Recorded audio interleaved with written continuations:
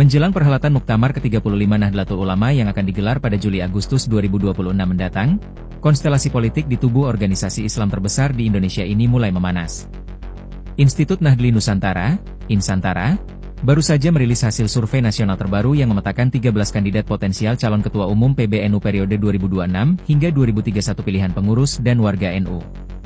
Survei yang melibatkan 5.900 responden dengan metode random sampling ini menunjukkan kejutan di posisi puncak.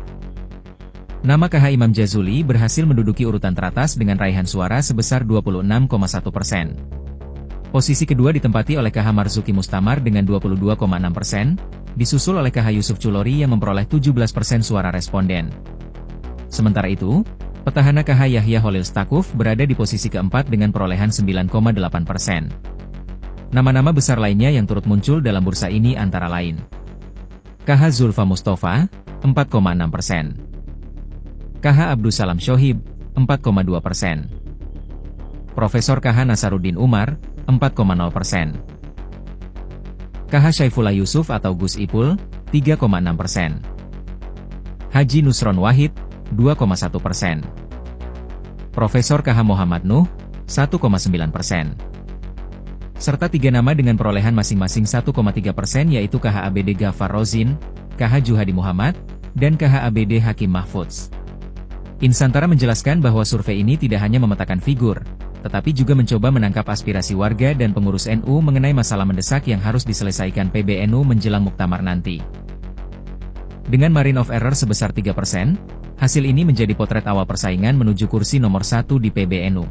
Usulkan Muktamar NU di Lirboyo lagi, PBNU akan pilih lokasi dengan libatkan Kiai Sepuh. Persiapan Muktamar Nahdlatul Ulama 2026 ini terus dikebut, termasuk opsi lokasi penyelenggaraan musyawarah tertinggi Ormas Islam itu. Salah satu yang menguat adalah usulan agar Muktamar kembali digelar di Ponpes Lirboyo. Dikonfirmasi terkait hal tersebut, Ketua Umum PBNU Yahya Holil Stakuf mengatakan hingga kemarin belum ada keputusan tentang lokasi Muktamar. Meski demikian, diakuinya ada beberapa usulan lokasi penyelenggaraan Muktamar. Namun, penetapan lokasi nantinya akan dilakukan bersama para Kiai Sepuh dan Mustasyar NU. Pemilihan pondok pesantren sebagai lokasi menurut Yahya sudah sangat tepat. Salah satunya karena pesantren dianggap memiliki legitimasi yang lebih kuat sebagai tempat penyelenggara musyawarah. Pemilihan Lirboyo itu juga didukung sejumlah Kiai Sepuh. Lantas bagaimana dengan pondok pesantren Al-Falah Ploso yang dikabarkan juga jadi opsi tempat penyelenggaraan Muktamar? Yahya mengatakan Ponpes Ploso juga memberi dukungan terkait pelaksanaan Muktamar di Kediri. Bahkan secara khusus pengasuh Ponpes Al-Falah Ploso Kiai Nurul Huda Jazuli juga mengusulkan pesantren Lirboyo sebagai lokasi Muktamar tahun ini. Untuk diketahui, kedatangan Yahya bersama perwakilan BGN di Ponpes Lirboyo kemarin untuk meresmikan 27 dapur Satuan Pelayanan Pemenuhan Gizi di bawah PBNU. Ormas Islam terbesar di Indonesia itu menargetkan membangun 1068 titik dapur MBG di seluruh Indonesia. Hingga 14 April ini sudah ada 254 dapur yang beroperasi dengan rata-rata melayani 3.000 penerima manfaat. Teman-teman memesan kepada saya untuk menyampaikan ke PBNU, terutama ke Ketum, DKI Jakarta itu siap untuk ditempati Muktamar PBNU. Sekalipun Ketum sudah usul ke Lirboyo. Saya ngomong ke Pak Gub begini, Lirboyo itu Kediri. Kalau Muktamar di Kediri, biasanya Pak Presiden tidak mau datang ke sana.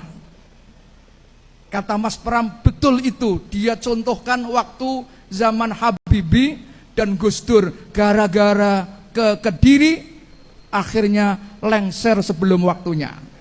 Sehingga Pak Jokowi, Pak SBY nggak mau ke Kediri, kecuali muktamarnya 5 tahun yang akan datang kalau Mas Pram sudah jadi presiden. Bukan mendatangi muktamar, tapi pulang kampung, saya bilang. Nah, oleh karena itu, ini permintaan Rois Suriah juga siap untuk ditempati tuan rumah Muktamar NU tahun ini. Tepuk tangan. Tinggal jawabannya nanti kita tunggu semuanya. Dan Gus Yahya akan tetap maju sebagai calon ketua umum. Ya, saya bilang begini, saya ini dulu maju sebagai ketua umum dengan janji, dengan akad. saya akan melakukan ini. Kalau saya tidak dihalangi, ya, sebetulnya saya jamin selesai sebelum Desember. Saya jamin selesai itu semua yang saya janjikan. Nah, kalau sampai tidak selesai kan jadi hutang.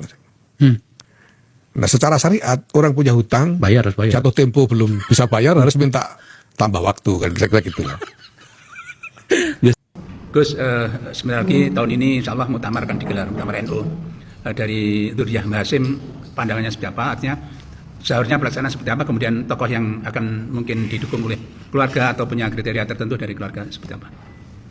Jadi begini, saya sebagai bagian dari Dzurriyyah Mbah Hasyim ini tentu berharap bahwa NU dipegang oleh orang-orang yang benar-benar amanah.